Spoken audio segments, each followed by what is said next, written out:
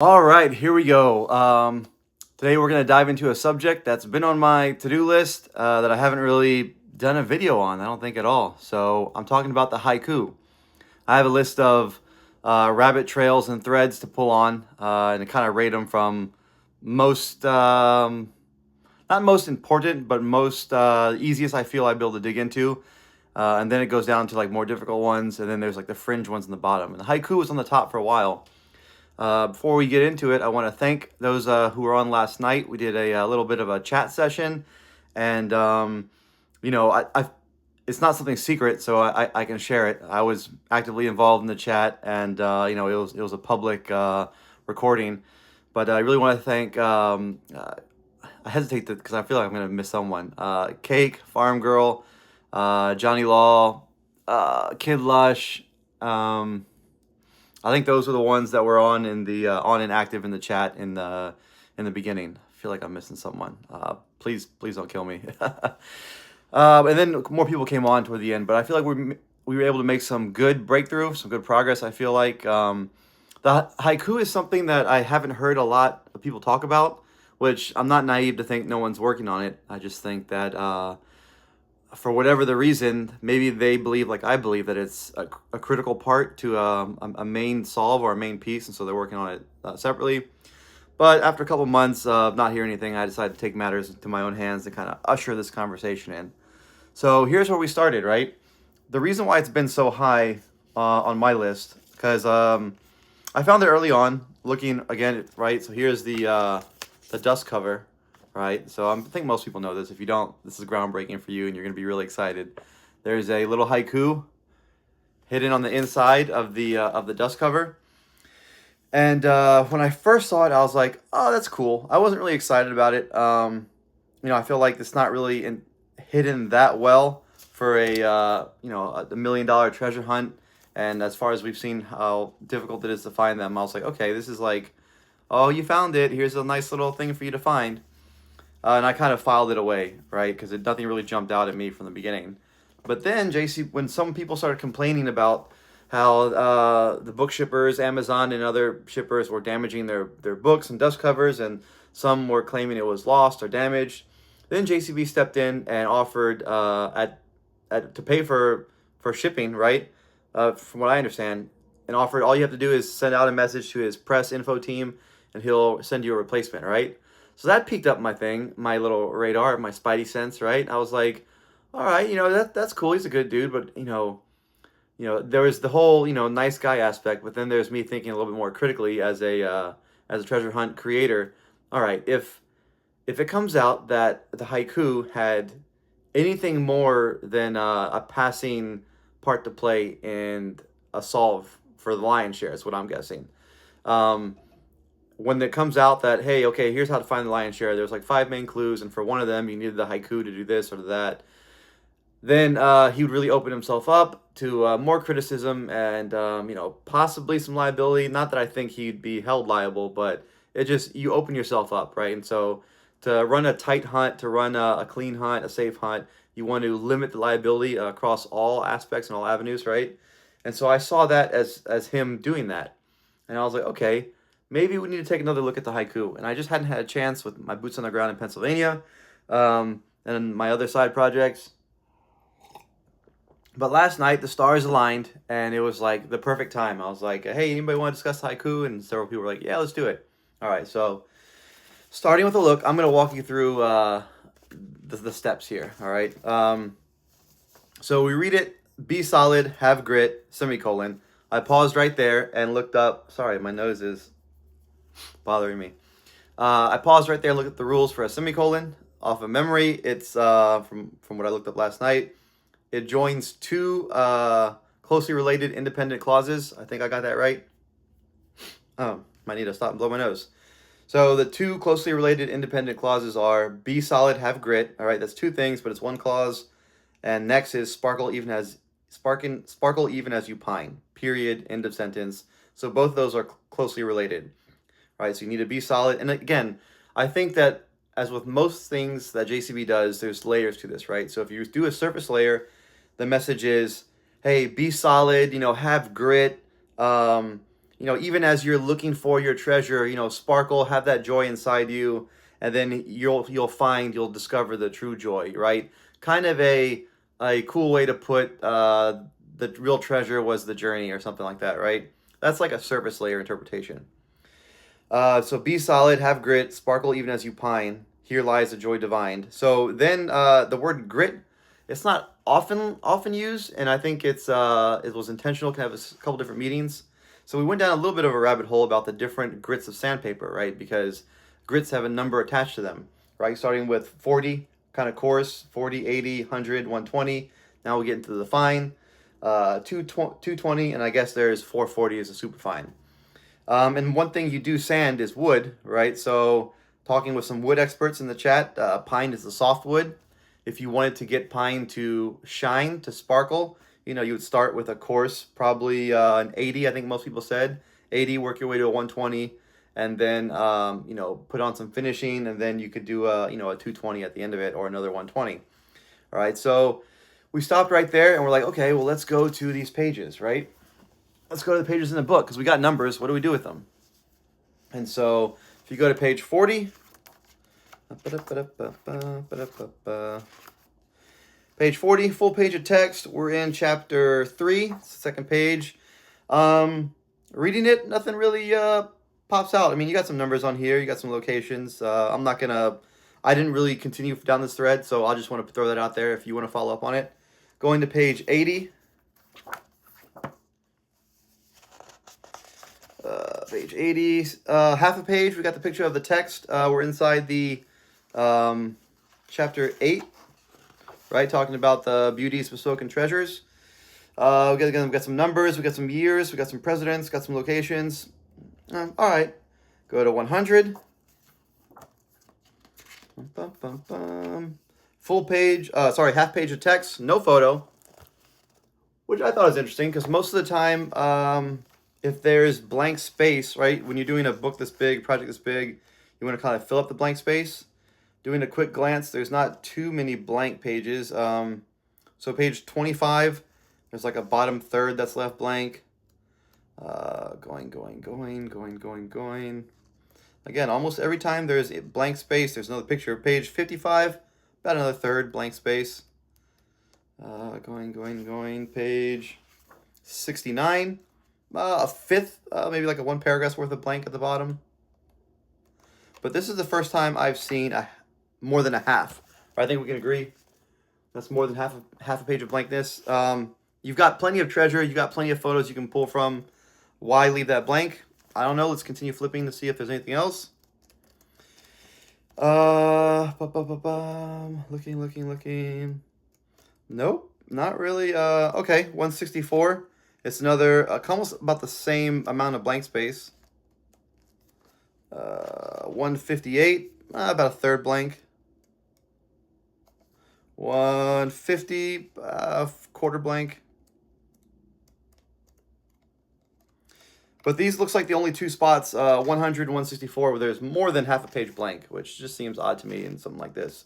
I know some of the times we're looking for something to fill in the negative, or the blank space draws our eye. So while most of the times you want a photo to draw the eye, in a treasure hunt, the blank space would draw your eye, right? So maybe that's something we can follow up on at a later date. But continue on to page 120, right? Because we're still looking at the sandpaper grits.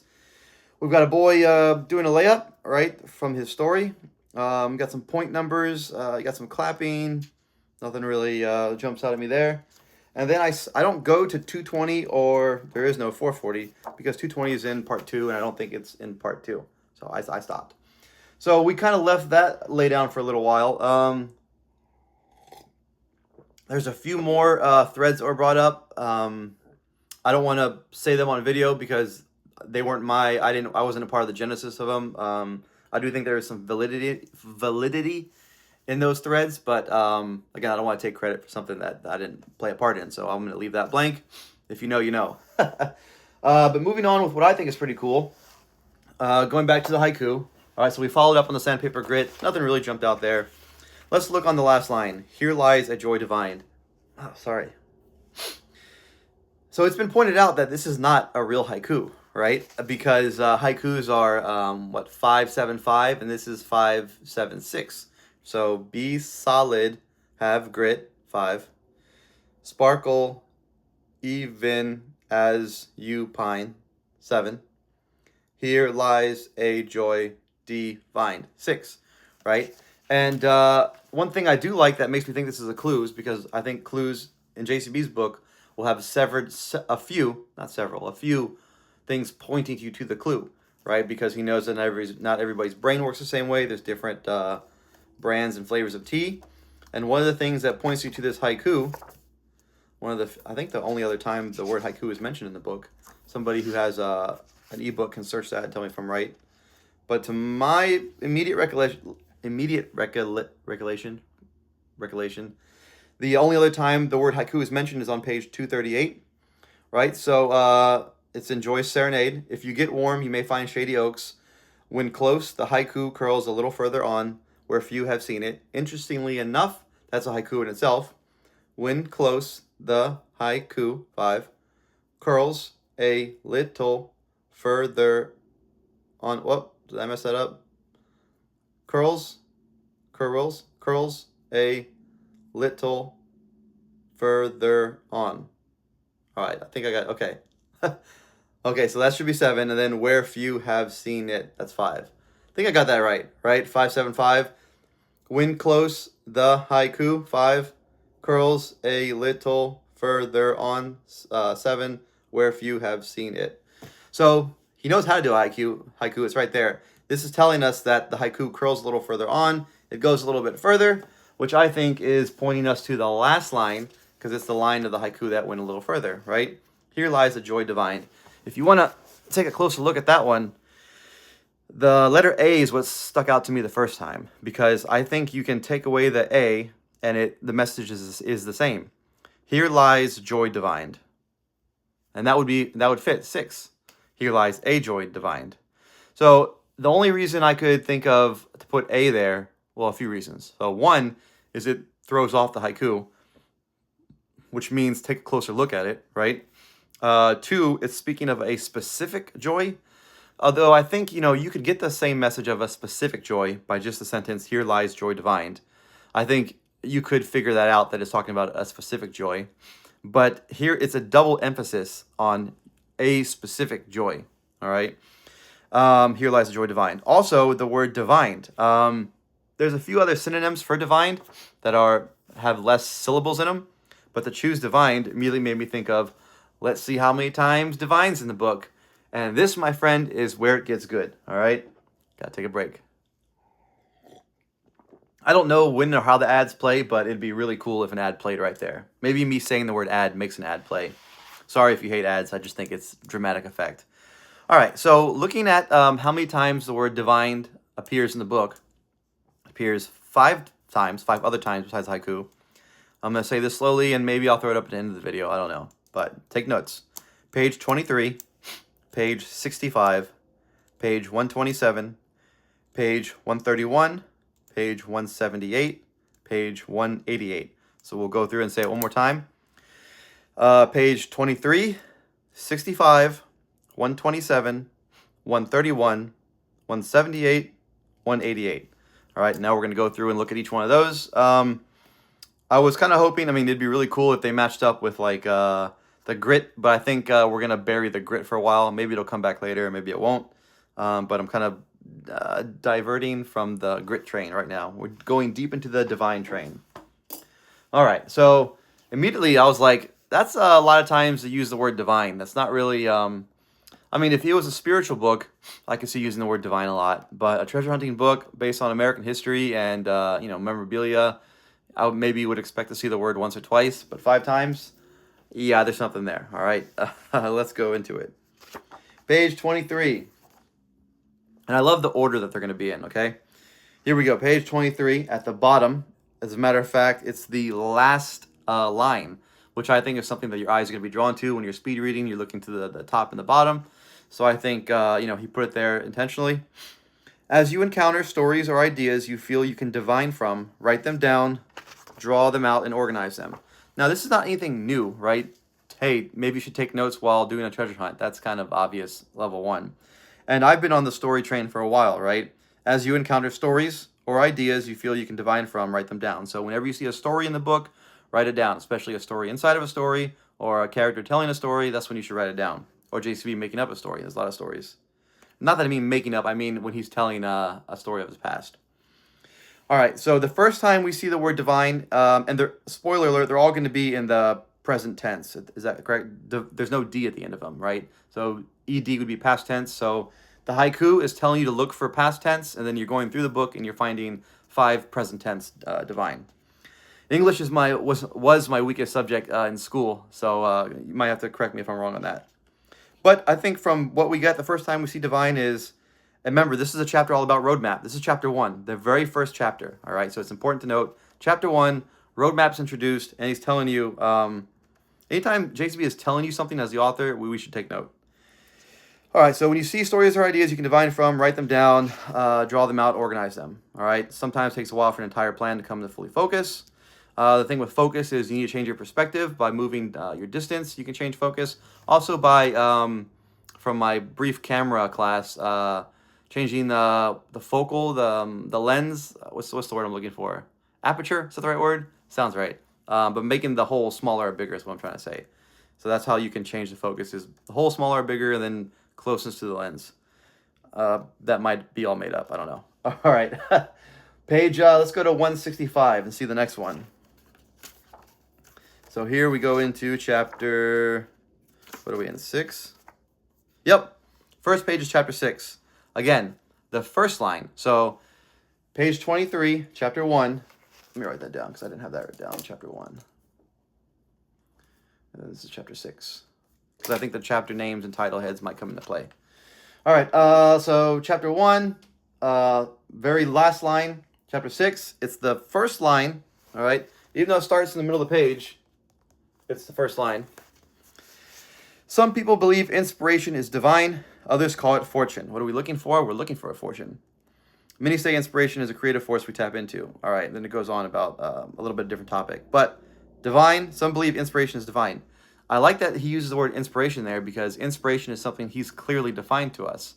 Right? Do you remember what he finds inspiration in? That's clearly defined. So I like that seems to me to be a clue that's using words he's defined and pointing to other words he's defined. I like the way that's going. All right. So that's 65. Let's go to page 127. All right, 127. This is the only one that gave me pause because there's 2 very closely together in the same chapter. If of any of the uses of the word divine, in this chapter I could see it being the most organic, right? We're in chapter 14. And it's about halfway down the page. So again, last line, the bottom, in the middle, first line of the chapter. Now we're in the middle of a full page of text. As you may know, both men were transcendentalists who believed in the divine spirit of the outdoors. The idea of a life in solitude and nature appealed to me. No book embodied this concept more than Thoreau's Walden. So, what do we get from here? The other 2 are a little bit more clear. In that one of them, it's a roadmap, tells you where to look. The second one is find inspiration. This one's a little bit more fuzzy, which we don't think it's going to be easy, right? We don't think you're going to find the treasure by watching some dude in a Hawaiian shirt talk for 30 minutes and then it's going to crack everything wide open. But it's been 6 months, so we're all being patient now. Again, so I toyed around with this one. Maybe we're looking for what the divine spirit of the outdoors is. This is something that I haven't seen clearly defined in the book yet. It could be I just missed it. So if you already have defined what the spirit of the outdoor is, or where he talks about it, where else he talks about it, then you're one up on me. But I think this is important. You know, the author was one of JCB's favorite authors. You know, we really got close to him. So I think with having an extensive knowledge of the subject matter that JCB would have, it wouldn't be too hard to layer in a clue in there. But I just want to point that one out. We're going to keep moving on. We don't have to go far. Page 131. This one is in the 131. It's in the very, again, top line. So I really find it interesting where all these are found. It's almost split evenly a page. Page 23, bottom line of the bottom part of the page. Page 65, first line, halfway through the page. 1 127, halfway through the page. 131, it's at the very top of the page, first line, right? Starts with, Thoreau believed every human was divine, and therefore fundamentally equal. All right, so now we get into about humanity, which humanity becomes a theme later on in the book. We see a lot about humans and humanity. Both men were transcendentalist. We go right from that to Thoreau believed every human was divine and therefore fundamentally equal. So again, to me, I'm getting maybe to focus on humans, focus on equality in the book, but I just kind of wrote it down and kept it moving. 178, here we go. This one is about a quarter of the way through. It's a full page of text, very end of the second paragraph. Each rose radiates life. Each rose is rooted in earth's soil while reflecting the divine. Again, I love the word reflecting. Reflecting, mirrors, opposites are kind of a theme that we've been rolling through the book in part 1. This is talking about a rose in the earth's soil, reflecting the divine. What does it reflect? I mean, if you want to get into prisms and light, a rose is red, so that means red's the only color it reflects, right? It absorbs all other colors, if I remember that correctly. But we went from human to now we're going back to earth. Again, so then we go on to the last one for part 1, or the last one total, because it's not you found in part 2. It's the page with the heart on it, page 188. We're chapter last chapter, second to last, 21.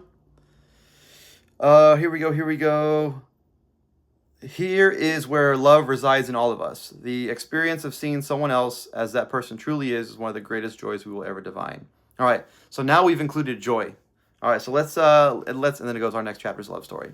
Let's take a look at what we got here. All right, so we have a haiku in the front of the book that most people would probably find early on. Let's call it half. I don't know. Half people would find it right away, and then word of mouth gets the other quarter, so there's 75% that know about it. Okay, cool haiku, joy divine, we get it. You read the book early on, you pick up that joy is a theme. That joy. He talks about it in all his interviews. Okay, I get it, the haiku. You finish the book, you get the Joy Serenade, talks about a haiku. Oh, I know where there's a haiku. Curls a little bit further on, closer look. Yeah, this haiku is a little bit different. What makes it different? The last line, it's wrong. It's long. A doesn't seem to be doing anything for me unless it's a specific joy, and where we can see the word joy clearly defined, not divine, defined. But then we see the word divine, and we look through the book, and we see, because we've been taking notes like he's told us to, we see the word divine is in here 5 times, 5 different pages. It's all in the present tense, and it's all kind of talking, I don't know if it's the same thing, but you can kind of force the story, right? So this is where we have to take a break and say, are we forcing it? All right, are we making something happen? Maybe. I just haven't seen much with the haiku, and I kind of wanted to play around with it and see what we got. Spoiler alert, the video's not going to go on much longer. I'm coming to the end of where I got from last night. Picked up a little bit in the morning, and I wanted to do a video and share this, see if anyone else has any other thoughts.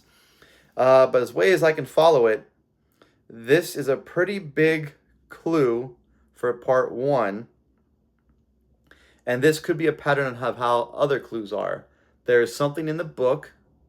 You read the text, it points you to it, and that leads you on a mini chase, right? So if you're following me, there's a haiku in the book.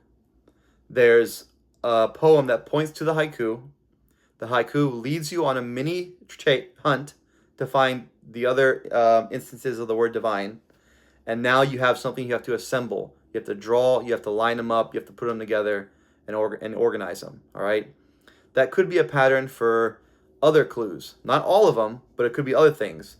Again, there's something in the book that points you to somewhere, whether it's colors, water, music. You find it in the book, and then that leads you on a mini hunt itself to find the other instances of it, if that makes any sense, right? And I think some people are kind of following along that trail, right? If he points you to music, you find where the music is, and then that leads you to find a collection of items, something, and then that's your clue, right? So I would say our clue, actually, I would say the first clue that I feel really solid about. I mean, believe me, I believe all the work I did got me somewhere. I don't know where, but all the hours, all the days, all the videos, all my part one breakdowns of chapters 1 through 23, and discovering the themes and figuring out the 3 or 4 key words in each chapter. Yeah, I think that's something, right? But even the dozen words I got at the end, leading me to, the Great White North, historical failure, college town, water, sound of water, gold in a river, vaguely a north, was like a not Midwest, north mid, what's the word? I don't know how to say that, but Wisconsin, Michigan, Minnesota area, the Great Lakes area. I mean, all that work kind of got me there. But if you were to say, hey, what's the clue? I'd have to go on a rambling long hour explanation. If you were to ask me what's the clue for this, it's pretty short. Well, there's the poem that points you to the haiku. The haiku tells you to look for divine. You find the 5 divines. That's it. So, again, what it gets me, where does it get you? I don't know. But I really feel like this is one of the first clues that have been found. That, yeah, this is a clue. And it's the 5 pages.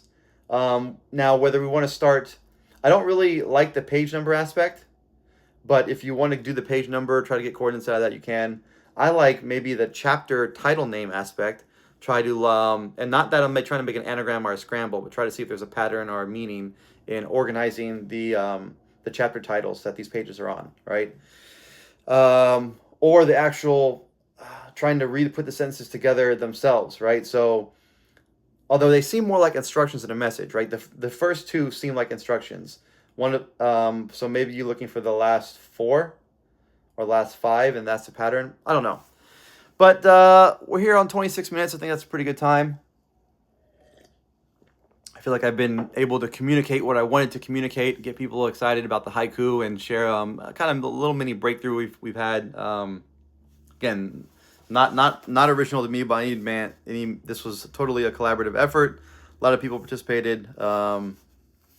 Be solid, have grit, sparkle even as you pine. Here lies a joy divine. Yeah, I think, intentionally, if I'm writing this, I want to have many layers built into it, and I want to misdirect, right? So at first look, the word that to me puts out is pine or sparkle, right? So I think that could be an intentional misdirect. He wants you to get into the whole pine aspect. Here lies a joy divine. I think, is that too obvious? It's a second sentence. It's the end. But I think he would expect people to, oh, of course it's joy. Joy is the message for the book. It's just another, and I kind of did this, I kind of did this in the beginning. This isn't a clue. It's just a reaffirming message that he's a good guy and this is all kumbaya joy, right? So that could be a level of misdirection right there that you have to look deeper. I don't know. I hope what I said makes sense. Again, I haven't thanked you guys in a while, so thank you for sticking together and watching this. Thank you for the continued support. Had a really, this is the treasure hunting is over now, so this is just a minute or 2 of me venting, just because I had a really disheartening experience this morning on Reddit, and I got a love-hate relationship with Reddit. It's just some really great conversations I've had and some really terrible ones. I mean, I agree it's an echo chamber. I don't think that everybody uses it that way, but I've been trying to get someone who's affiliated with national parks or an NPC archaeologist or somebody affiliated who has some knowledge, whether current or former, that can come on and kind of talk a little bit about the best ways to conserve and preserve, and why not to go off trails, and to respect and help define some of the signs. And the messages I've been getting have just been like, treasure hunters are dumb, don't do it. And I think that, okay, you can feel that way, but you have to realize treasure hunters are not going to stop. You being in your little echo chamber, you're not going to stop treasure hunters from going out. Like, they're going to go out. And treasure hunt creators are going to keep putting treasure out there. So if you really wanted to do something, if you really wanted to help conserve and protect and enlighten, try to have a dialogue, try to start some engagement.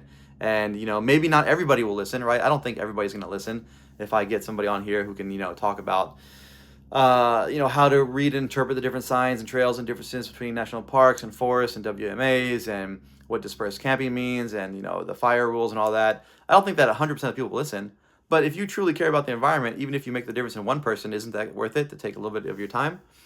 I don't know. It was just like I got banned and blocked from like a couple national park subreddits, and I'm like, okay, all right. But I'm not gonna give up. I'll still, if anybody watching this, if you know anybody who's current, former, affiliated, I understand. Like I was in the military, so I know that some government workers, you're not allowed to speak on certain things.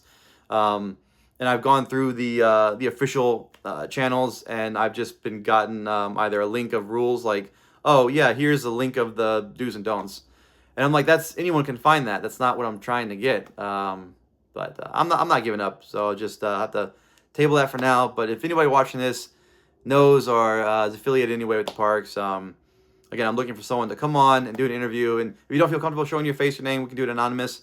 I've done it before. We'll just throw a smiley face over, or you don't have to turn your camera on. It'll be pre-recorded. If you want final approval, I can do that. We can pre-record. I can send you what it looks like. And I don't know. Maybe I'm naive in thinking about that. I just had to vent and get that off my chest for a while. I don't like to vent too much to my wife about this kind of stuff. She's going through a lot of work right now. So I'll try to. I'll give her what the dog did today and what the dog didn't do today, and I'll just dump on you any experiences that I have. All right, but that's enough about that. Really good day. Really good boots on the ground hunt. Still working on that because I want to make sure it's worth it before I go up there again. Really good dialogue. Really love the treasure hunting community. I mean, you guys are really supportive. Almost any time I want to bounce an idea off, there's always somebody online who's like, yeah, I'll give you a couple minutes to listen to. I enjoy people reaching out to me. I've talked with a few people recently. Shout out to the Colonel. He's doing great work. And, I really enjoy being there for them and helping them with their hunts. But yeah, that's it. All right, guys. Take care.